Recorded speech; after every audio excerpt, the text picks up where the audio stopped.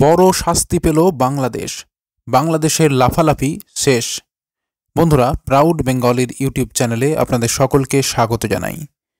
বাংলাদেশ ভারতের পূর্ব দিকের এই প্রতিবেশীটি এককালে ভারতেরই অঙ্গ ছিল। পরে এটি পাকিস্তানের অংশ হিসাবে পূর্ব পাকিস্তান নাম নিয়ে কিছুকাল অবস্থান করেছিল। অবশেষে ভারতেরই সহায়তায় পাকিস্তানের হাত থেকে মুক্ত হয়ে স্বাধীন বাংলাদেশ গঠিত হয়েছিল। তখন থেকেই দীর্ঘকাল ভারত বাংলাদেশকে সব বিপদ থেকে বাঁচিয়েছে। বাংলাদেশকে খাবার, চিকিৎসা সুবিধা, শিক্ষার সুবিধাসহ নানান সুবিধা দিয়েছে, যাতে দুর্বল বাংলাদেশ নিজের পায়ে দাঁড়াতে পারে। ভারত একজন অভিভাবকের মতো বাংলাদেশকে এতকাল রক্ষা করে এসেছে। কিন্তু বাংলাদেশ এক অবাধ্য ও নির্বোধ শিশুর মতোই আচরণ করেছে। বাংলাদেশের মানুষ ভারতের প্রতি কৃতজ্ঞতা প্রকাশ তো করেইনি, বরং নানা ক্ষেত্রে কুকথা ও বিষোদ্গার করেছে। সম্প্রতি তারা নিজেদের সাজানো দেশে নিজেরাই সমস্যা সৃষ্টি করে বসে আছে। নির্বাচিত হাসিনা সরকারকে সরিয়ে সেখানে এখন অচলাবস্থা চলছে। ইউনূস নামে মাত্র উপদেষ্টা হয়ে অবিবেচকের মতো নানা কাজ করে চলেছেন। বাংলাদেশের অর্থনীতির অবস্থা অত্যন্ত খারাপ। সামাজিক ও রাজনৈতিক অবস্থাও তথৈবচ। এরকম অবস্থাতেও তারা ভারতকে নিয়ে উল্টোপাল্টা মন্তব্য করছে। অথচ খাওয়ার জন্য তারা ভারত থেকে টন টন আলু, পেঁয়াজ নিতেও ছাড়ছে না। এমতো অবস্থায় বড় শাস্তি পেল বাংলাদেশ। খবরের বাকি অংশ দেখার আগে ভিডিওটিকে লাইক করে রাখুন আর চ্যানেলটিকে সাবস্ক্রাইব করে রাখুন এই ধরনের গুরুত্বপূর্ণ খবরাখবর সবার আগে পাওয়ার জন্য।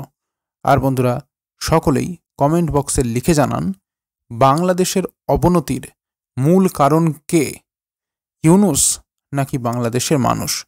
লিখে জানান কমেন্ট বক্সে।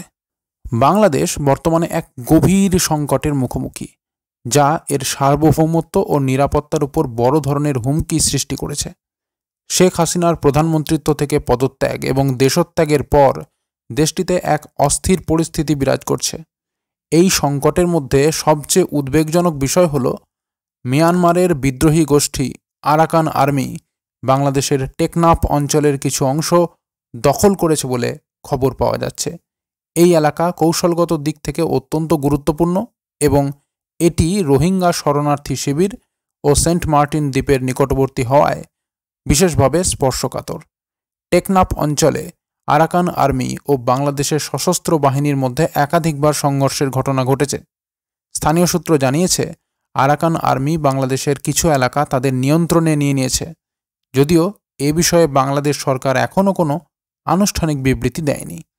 আরাকান আর্মি এর আগেই মিয়ানমারের রাখাইন প্রদেশের বৃহৎ অংশ নিজেদের দখলে নিয়েছে এবং এখন তাদের নজর বাংলাদেশ সীমান্তের দিকে। মংডু এলাকার মতো অঞ্চলে সাফল্যের পর তারা আরও আক্রমণাত্মক কৌশল গ্রহণ করেছে। সেন্ট মার্টিন দ্বীপের মতো কৌশলগত এলাকায় প্রভাব বিস্তার করতে চাচ্ছে। এই পরিস্থিতি এমন এক সময় তৈরি হয়েছে যখন বাংলাদেশ ও ভারতের সম্পর্কেও এক ধরনের টানাপোড়েন দেখা যাচ্ছে। এর ফলে বাংলাদেশের নিরাপত্তা ব্যবস্থা আরও দুর্বল হয়ে পড়েছে, যা আরাকান আর্মির মতো গোষ্ঠীগুলোর জন্য সুযোগ সৃষ্টি করেছে। এই অবস্থায় বাংলাদেশের আভ্যন্তরীণ নিরাপত্তা ও কূটনৈতিক সম্পর্কের ওপর বিরাট চাপ পড়ছে। একদিকে সীমান্ত সুরক্ষার চ্যালেঞ্জ, অন্যদিকে রাজনৈতিক অস্থিতিশীলতা এবং প্রতিবেশী দেশগুলোর সঙ্গে সম্পর্কের অবনতি। এসব মিলিয়ে দেশের সার্বিক পরিস্থিতি অত্যন্ত জটিল রূপ ধারণ করেছে। এ সংকট সমাধানে বাংলাদেশের সরকারের দ্রুত ও কার্যকর পদক্ষেপ নেওয়া প্রয়োজন। একই সঙ্গে আন্তর্জাতিক সহযোগিতাও এই ক্ষেত্রে গুরুত্বপূর্ণ ভূমিকা পালন করতে পারে। তবে এই মুহূর্তে দেশটি এক চরম অস্থির এবং ঝুঁকিপূর্ণ অবস্থায় রয়েছে। তো বন্ধুরা, এই ছিল পুরো খবর। খবরটি যদি গুরুত্বপূর্ণ মনে হয় ও ভালো লেগে থাকে তাহলে লাইক এবং শেয়ার করতে ভুলবেন না। আর চ্যানেলটিকে সাবস্ক্রাইব করে রাখুন এই ধরনের গুরুত্বপূর্ণ খবরাখবর সবার আগে পাওয়ার জন্য। আর বন্ধুরা, সকলেই কমেন্ট বক্সে লিখে জানান বাংলাদেশের অবনতির মূল কারণ কে, ইউনূস নাকি বাংলাদেশের মানুষ? লিখে জানান কমেন্ট বক্সে। তো বন্ধুরা, এখনকার মতো এই পর্যন্তই। সবাই ভালো থাকবেন। অসংখ্য ধন্যবাদ।